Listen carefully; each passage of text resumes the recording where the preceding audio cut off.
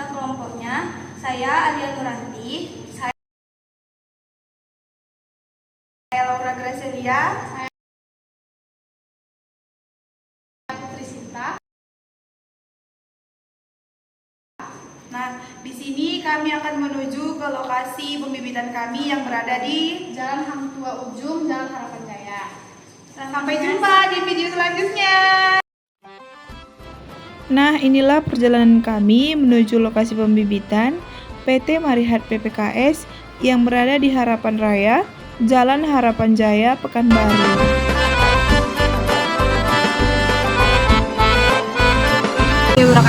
Selamat pagi semuanya. Hari ini kami sudah berada di lahan pembibitan yang berada di Harapan Jaya.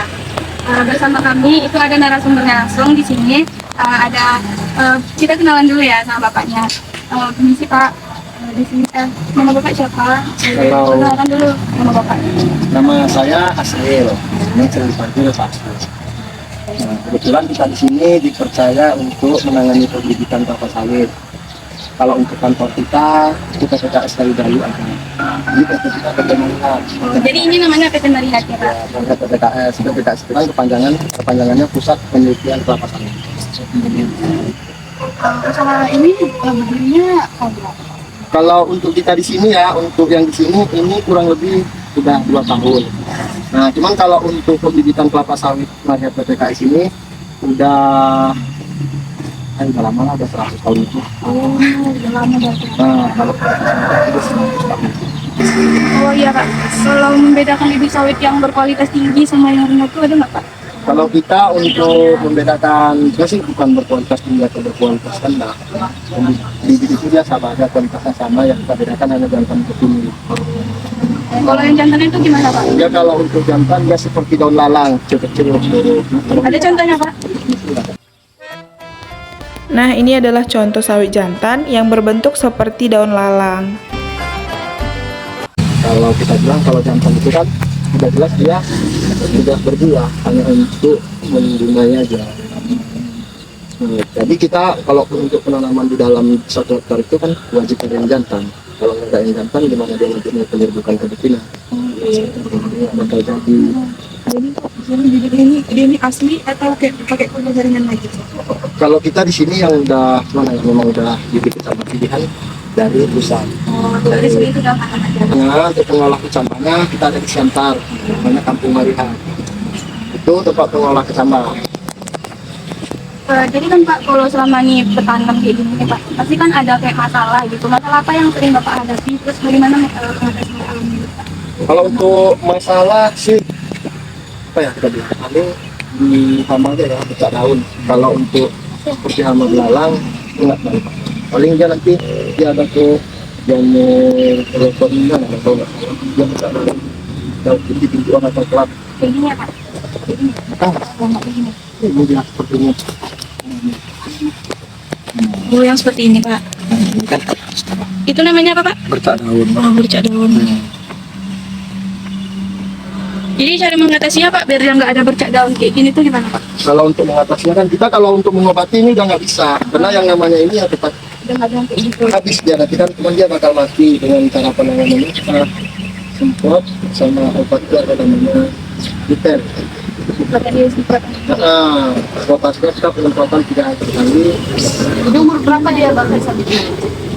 Kita sekarang gini, karena kan permintaan konsumen ini kan, nah tergantung lahan. Kalau lahannya tadi aman yang ada, ya mungkin karena konsumen ada yang umur 10 bulan. Tapi ada juga konsumen yang umur setahun lebih carinya. Kenapa? Karena mungkin di lahan tadi banyak hama seperti babi. Berarti langkah pembuatannya itu yang dari kecambah dulu, 3 bulan baru mungkin lagi. Iya. Jadi kalau yang ini udah berapa bulan nih Pak? Kalau ini udah 6 bulan. 6 bulan. Ini berapa kali disiram Pak? Kalau kita penyiraman sehari 2 kali. 5 kali itu di paginya jam berapa ke jam berapa? Dari jam setengah 8 sampai jam 11. Karena kalau udah jam 11 ke atas kan matahari udah semakin panas. Jadi kalau untuk penyiramannya kurang bagus. Jadi untuk yang penyiramannya itu Pak, ini kan kami baru nampak nih penyiramannya itu yang seperti itu gitu Pak. Itu tuh udah diterapkan lama atau baru-baru sekarang? Kalau kita sih di pendidikan ini ada lama lah udah.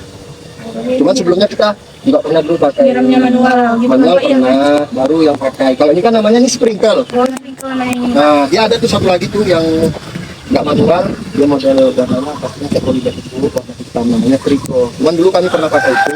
Kalau kita pakai itu, ya kan lubangnya itu sebesar lubang jarum. Nggak ada mucar gini tadi, bukan terlalu kecil nggak ada.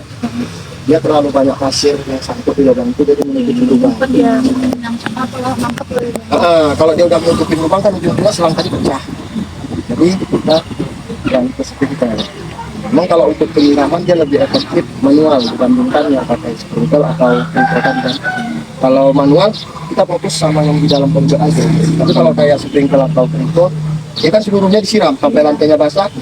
Ya, jadinya rumput tadi ikut tersiram dan tetap subur. Nah, ini dia cara penyiraman menggunakan sprinkle yang dilakukan oleh narasumber pada pagi hari. Adapun teknik yang digunakan yaitu air dipompa melalui saluran air, yaitu kolam. Selanjutnya, air dialirkan melalui pipa-pipa yang memiliki saluran keluar untuk kepala sprinkle, dan kemudian kepala sprinkle menyemprotkan air keluar udara sehingga pecah menjadi tetesan air kecil dan jatuh ke tanah. Di sini, Pak Asril selaku narasumber kami akan memperlihatkan pembibitan mulai dari perkecambahan hingga usia 3 bulan. Yang 3 bulan berarti apa? Lama Pak. Sama. Kalau yang mana Pak? Ini kan ada racun ya Pak? Iya betul. Apanya? Boleh Bapak jelasin satu-satu apa fungsinya, ini namanya apa gitu? Kita mulai dari rumput dulu ya. Ya Pak. Kalau untuk penanganan buat rumput kami menggunakan ini. Namanya herbisida amon. Amon. Ya. Jadi Ini untuk rumput ya. Dan kalau yang untuk bibit sawit, ini kan bepolan nih. Ini bepolan dia kegunaannya untuk pupuk daun. Dia untuk menghijaukan daun, untuk perangsang daun. Nah, sementara ini yang paten ini, kami kan kita pakai editan nih, kebetulan editan Barnabis, kita pakai paten. Ini kan fungsida. Fungsida ini gunanya untuk menangani penyakit bercak daun. Oh yang tadi itu ya Pak. Jadi yang daun-daun warna coklat tadi itu pakai ini Ya, namanya. ya untuk karena bukan kita yang udah sakit bisa sembuh. Kita menghindarkan yang belum kena agar tidak terkena. Ini ya Pak ya. Dan yang ketiganya ini sepil untuk apa? Hama seperti belalang, ular. Biar dia enggak makannya gitu ya Pak. Ya, kalau untuk dosis kan kami biasanya sih menggunakan ini dalam satu cap ini, cap yang ini kan 15 liter. Kami ini gunakannya 1 sendok per cap. Oh, 1 sendok per cap. Ya, kalau yang paten ini kami gunakan 3 sendok. Jadi kalau Lalu, ini ini kita pakai 35 mili 35 mili per cap tadi per juga. cap. Ya. Kalau yang ini untuk herbisidanya kami 100 cc untuk per 1 tangki. Jadi sudah wawancara hari ini ya Pak ya. Terima kasih Pak untuk waktunya. Jadi kayak mengganggu kami kan jadi nanti mau kerja di dalam. Kan udah saya bilang kemarin kan sebelumnya kan udah ada telepon kalau masih ada kita jelaskan. Iya betul. Terima kasih banyak ya Pak ya untuk waktunya. Nah, jadi hari ini kami sudah melakukan sama Bapak Asril. Kami akhiri dengan Assalamualaikum warahmatullahi wabarakatuh. Selamat pagi semuanya. Nah, jadi kesimpulan pada video ini adalah etnoagronomi merupakan ilmu pertanian yang mempelajari pengelolaan lahan dan tanaman yang dikembangkan oleh berbagai etnis di dunia, termasuk Indonesia. Salah satu contoh etnoagronomi adalah pada lahan perkebunan benih sawit yang dilakukan oleh PT Marihat PPKS, di mana pemilihan benih yang sesuai dengan kondisi rotasi tanah, serta perawatan bibit sawit dan pemupukan yang dilakukan oleh PT Marihat untuk mendapatkan bibit yang unggul yang akan didistribusikan.